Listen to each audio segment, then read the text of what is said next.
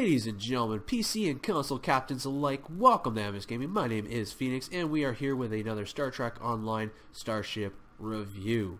Today I'm going to be reviewing the T6 Vesta, the multi-mission strategic explorer, or the Esquiline Class vessel. This is the engineering type vessel for the T6 Vestas.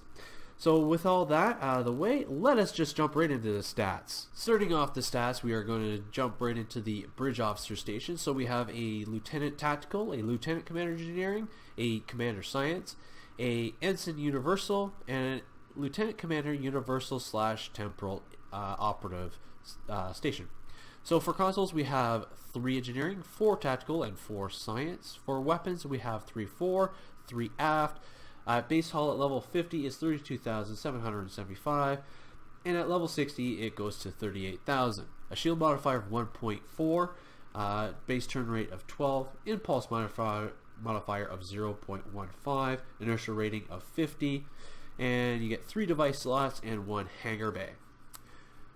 Also included with the T6 Vesta is the sensor analysis, subsystem targeting, secondary deflector dish, 1 hangar bay, which I've already mentioned, which is loaded with a Danube runabout. You get plus 10 shield power and 10 auxiliary power. You get the universal console, the Omni-Directional tachyon wave siphon. You get the Starship ability package. So I will go over that in more detail once we look at my loadout, but here they are. You get the enhanced particle generators for exotic damage, advanced shield systems for shield hit points, enhanced restorative circuitry for healing, and then reactive shield technology for the shield regen / hardness, and then you get the exotic particle shielding, which is a Starship trait. Also for Admiralty, you get 32 engineering, 39 tactical, 46 science, and it ignores the plus or minus engineering from events. Now that we're done with the stats of this fine vessel, let us look at the design of this ship and the customization options. Okay, so here we have the Esquiline Class starship. I find that it's very much in tune with the Avatine Class starship. One big factor is the shape of the saucer section, which is more oval shape, a little bit of flat part at the top here. Then you have the impulse engines right at the back here. What looks to be like the it almost looks like a secondary part of the saucer section. This piece here would be like the first. You have longer phase array on the back here, and at the front shorter ones here. You have the bridge, which could possibly be up here, although I don't see any windows or any. Sorry, I'm trying to get a good shot here. Windows or anything like that of what could be a bridge here. This might be here because this is kind of like dipped inside here as well, right? So it's interesting here. Next you have the escape pods on either side. Let's see here. So you have them on the side here as well. Kind of interesting that they're on the side, because they would have to either launch first or last, because they would crash in with these ones right here. Well, these two and these two would. And then yeah, same with this side here. So something to watch out for.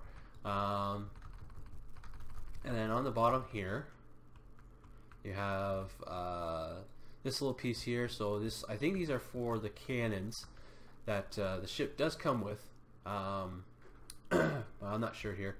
Now I don't know what this is here. It looks like an observation deck, or maybe this might be the bridge. Quite possible that it could be underneath. Who knows? Then you have this. Almost looks like another deflector dish, like a third deflector dish, or I don't know what that is. But you have your main deflector dish right here, which this very much reminds me of the it's one of the Intrepid classes. Was it the Bellerophon, or was it the Pathfinder? I can't remember which. But you know, you have that there. It's a nice little slope there. Although it kind of reminds me also of the neck of the Excelsior. Just kind of give you some context there. Well, anyways, this part right here at the front here. Then in the back here, you see more of the deflector dish, and then again you see this opened up here. You got like these little vents or grills, or I don't know, struts, or I don't know, but they hold this piece in place here. I don't know what this back here is, if that is a deflector dish or part of the deflector dish or not. Kind of does like more, because it's more purple, and there's some purple here, and then there's let's see here, there's still some purple there, so I don't know for sure. Then you have what looks to be forward shuttle base. Now that could be a possibility. They kind of do look like shuttle bays, but at the same token, this piece here is a little too small. I mean, that could be just like the landing deck, and this piece up here could possibly be like already hollowed out, and so that the shuttlecraft can just come in and then just land or whatever. But you have your usual round belly there. You got a nice phaser array emitter on the bottom here. Again, this door right here looks to be like possible. Now, see, here's where I'm a little confused. This or this could be the warp core eject area, somewhere around here. Either this or this. I'm gonna lean towards more of this square one right here, because that's what the other ones have had. They've not had this round thing. I don't know what this is, but you can see that it's somewhat fairly receded in there, so that it doesn't take a direct hit. Near the rear here, you have more escape pods. You have this round thing here again. I don't know if that's a sensor thing or not. It's kind of hard to tell sometimes. So you do see these sort of octagon round things throughout the body of the ship. So I'm leaning more towards sensors than anything. It would make sense to have sensors on the staunches, and then at the on the bottom of the saucer section. And is there one on top? There's two up top, so possible. I don't know for sure. We don't have any diagrams here. And then here's the secondary, where the primary hull and the secondary hull meet. You have a phaser array here. Again, looks like two sensor things here. Now, I don't know what this thing on the side here is. I'm going to go around to the other side here, just because so it's not so bright here. Now, I don't know what this is. Some aesthetic, or because it looks like that's circuitry or something like that. I don't know what that is, but interesting. So then you have, let's see here. Alright, so then you have, at the back here, you have what looks to be like a main shuttle bay. So this is a pretty big one. This one looks exactly like the Avatine. So I think the Esquiline is very much like the Avatine in almost all design aspects, in a sense. It just looks like an updated and upgraded version of it, obviously, because you have this little running launching area, and then you have the big bay door, and then you have, obviously, it's protected here with these hulls. You know, kind of any side shots, you know, would protect the shuttle as it comes in, if it, you know, emergency landing during the course of a battle or something like that. So you have that. Then you have the absolute rear here. So these could be torpedo ports here. You got a couple of windows at the back here. I don't know. That might make someone sick. I don't know. But anyways, then you have the staunches here. So they are obviously attached to the secondary hull. They, at the front here, they curve right back, or they angle right back, and then I'm gonna try and get a better look here. So this piece here goes up, as I think it goes back. Oops. Yeah, it goes back. Looks like another little sensor area here. Then you have the more impulse engines at the back here, and then this kind of little curves or angles backwards at the back here. Does angle backwards, and then you have the warpness or the impulse engine sort of on a slant, and then as this goes up, it's also angling back as well at the back here. Then, which comes to the warp nacelles. Without those, we would not have warp drive. So then you have the Brassard or ram scoops. Nice kind of like not, I wouldn't say flat, but obviously it slants down here. It curves at the point here, and then obviously goes you get a wider area here. So then you have this hull plating here in the middle here that kind of separates each side, and then you have obviously this little band here which is more or less probably separating the Brassard collectors or ram scoops from the actual warp nacelle. So with this here, you have nice hull plating all the way through. You have a cutout here with this kind of like arrow design or chevron design, should say, which allows for some of the top viewing of the warp nacelle here. And then you have on the side here, this looks to be like a vent or something like that. So if they need to expel any sort of gas or something like that, they can do it with this. You have this little window for the warp nacelle. It goes after the vent all the way back, all the way around to just where this this chevron window piece design, and it stops here on, and you can just see it's all hull plating. You have all hull plating on top and on bottom there. So there's that. Alrighty, so let us continue on. Oh, sorry, just before we continue on, there is the same design on the bottom as well, so that you can see the warp nacelles on the bottom there as well. Anyways, so with all that done and out of the way, let us go into the customization options and see what kind of customization options you get with the T6 Vesta. Okay, so starting off with templates, you have both the T5 and the T6 Vesta templates. For the interior, whatever bridge option that you have available to you, you can use. For windows, types 1 through 5. For material, you get types 1 through 7 plus an upgrade and the Vesta. Colors, whatever your heart's desire, for both primary and secondary. For the style, you can change it up with whatever vessel you like or that you have available to you, so between the T5 or the T6 Vestas. And then for the patterns, you get the standard patterns including the Vesta for the Vesta and upgrade. And if you go with Type 7, you get the Type 7 pattern. So there's that. So let's move on to the loadout, and then we'll get into an STF and see how well this ship performs. Alright, so for starting off with the loadout, we're going to do the Starship Mastery. So at level 1, you get the Enhanced Particle Generation, which grants you 15% damage to exotic damage abilities. Level 2 gives you the Advanced Shield System, which gives you 10% shield hit points. Level 3 is the Enhanced Restorative Circuitry, which improves hull healing and shield healing abilities by 10%.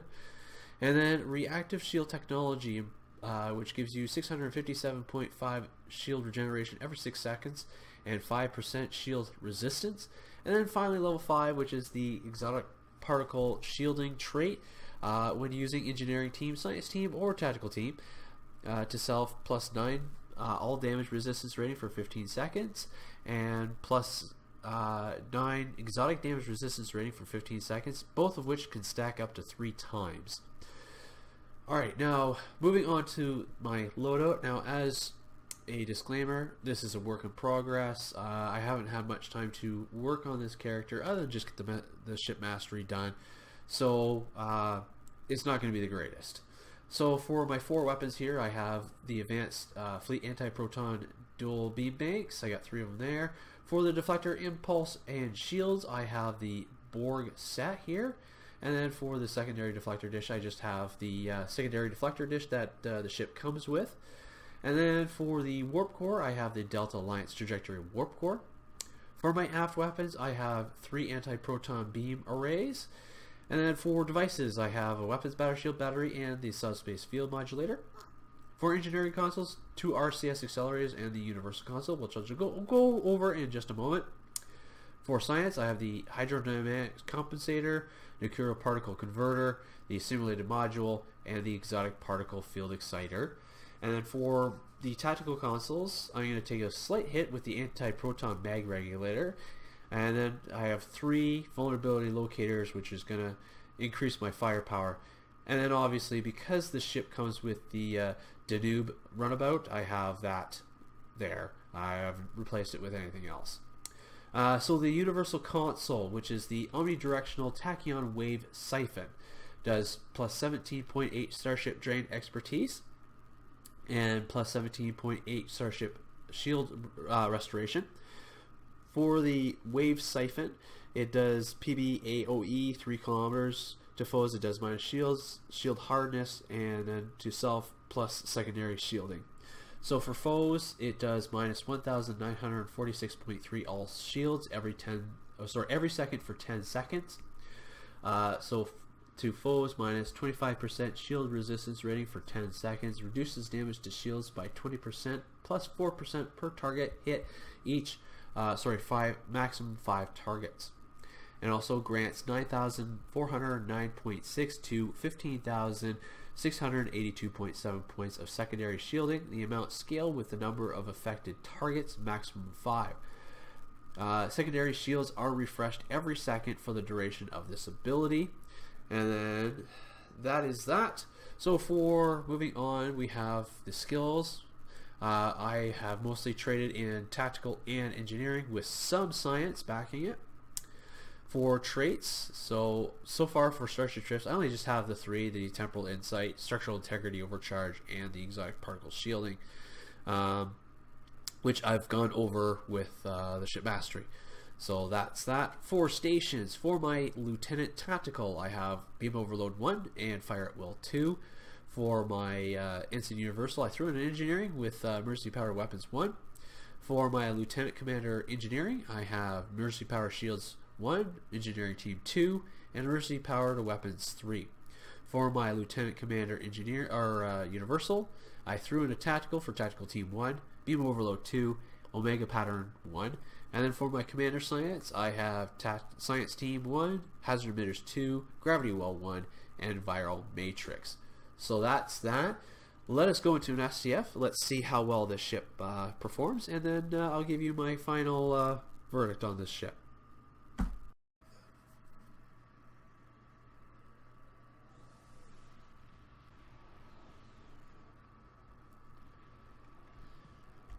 Alrighty. Alright, we're going to release some Danube runabouts. Alright, we're going to attack this sphere over here, apparently.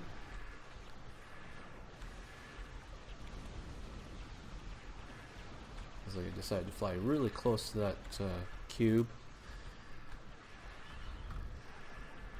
Oh, that's why. Someone did gravity well. That's why. That makes sense.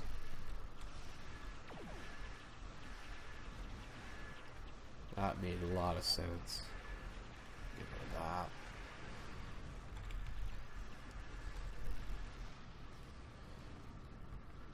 Oh, that was nice and quick. Oh, I get to release more. Alright. Oh, okay, we're gonna go for the sphere, apparently. Ooh, he's gonna take down most of my shields here.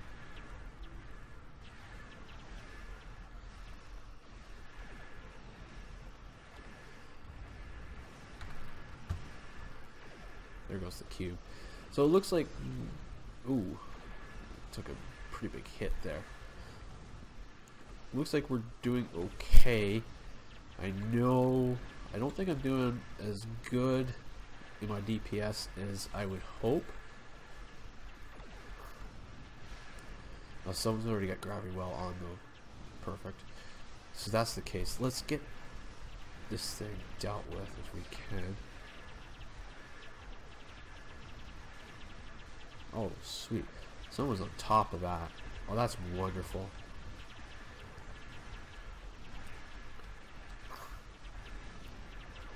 Normally it's, oh, shoot, can I get over there in time? Oh, sweet. We got it just before they got close enough to do that. That is awesome.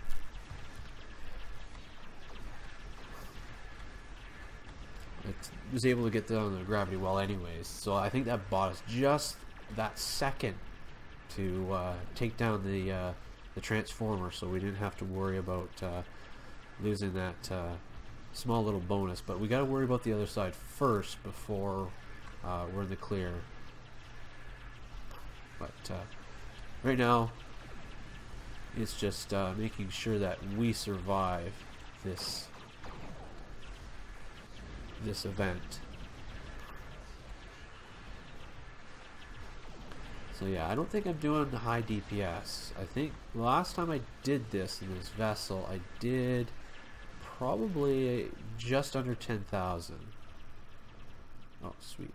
Okay, we're just going to do this. And then we're going to do that.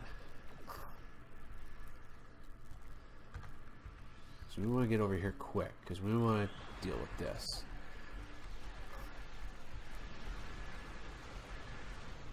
So, but I mean, the lack of DPS on my end is basically due to the fact that you know, I don't have the best gear loaded up on this vessel. I don't know if the dual beam mix is a good idea, but oh shoot, he just took out my shields. What a jerk.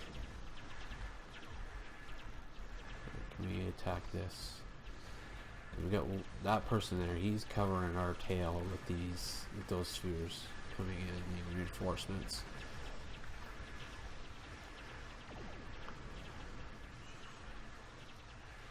You know what? Let's do this. Yes, that's going to hold them up there. Yeah, there we go. Perfect. We got the optional, and if we can complete it within this time frame, we get another optional bonus. I guess it should be as a bonus. You know, my to-do runabouts are still alive. That's pretty good. They haven't been fully destroyed yet. Looks like they're almost at 5 stars, all of them. So that's pretty cool. Alright, I'm gonna just do this and see. Okay, so we get. So what happens is you get like this extra protective shielding around you. Oops. There we go. Oh, almost.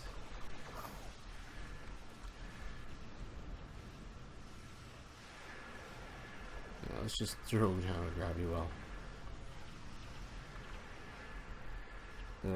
Just fire at will on everything just to get everything ticked off. Maybe they'll come over here. Oh no, there's another gravity well over there, so they're getting crushed over there. Man, I am not doing well.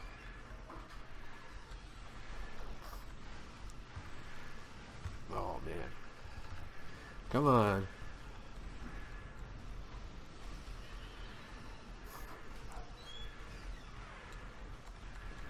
Oh, jeez, I need a lot of help apparently. This ship is just, or my loadout is not working out well for me. I think that's the issue. It's just not working out. Look at this. We're still on these silly spheres. We should be done these things already.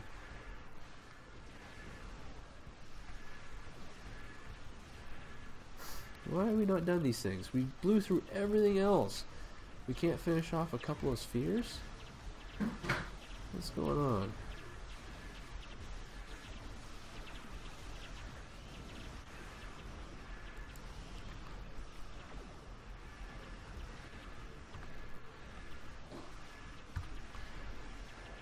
Maybe throw down another gravity wells? I don't know.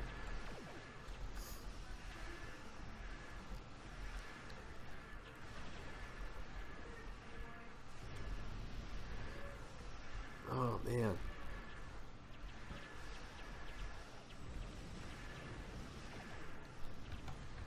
Wow, this is...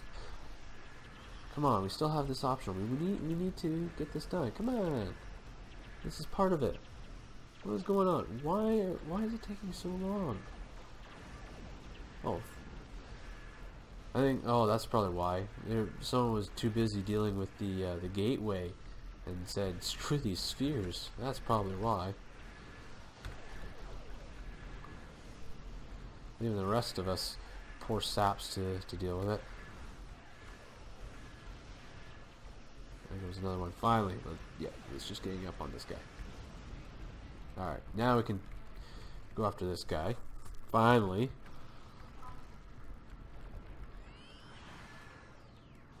Alright. Throw that. Yeah. Okay. Yeah, just do the Borg tractor beam. Simulated tractor beam, yeah. Throw that back on him. See how you like it? The way he went about it, I don't think he cared. Look at my runabouts are still active. Look at that, and they're all level 5 right now. So they're probably doing a little bit more damage than I expect them to.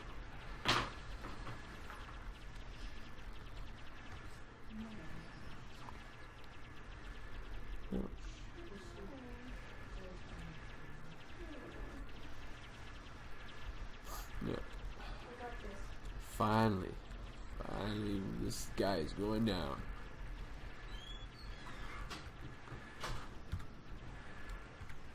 Let's throw on a gravity well just to add some extra damage. Although I probably don't think it's going to do as much as I like. Oh, there we go. There we go. Oh, there we go. Sweet. Oh, oh. Oh, almost went down. Oh, wow. Oh, she took a beating. Oh, wow. Hung on by a thread. Oh, that's awesome. Wow. Just enough just to hang on. That was amazing. Anyways, folks, that is the multi-mission strategic explorer, the Esquiline Class. A great ship. I wish I kind of wish I had better DPS, and I think that was my problem. Was I didn't have a good enough DPS, but we were able to hang in there. We were able to survive, and we even took almost a direct blast from that from that tactical cube, and still survived. So that's a bonus. Anyways, guys. If you're looking for a science vessel, I do recommend the T6 Vestas. I am biased towards the Vestas. I will admit that. I love the designs. I love the fact that these ships are pretty unique and fairly versatile. But anyways, that's it for me. Look out for part 4, where I'm going to be taking one of the starships from the 3 classes here.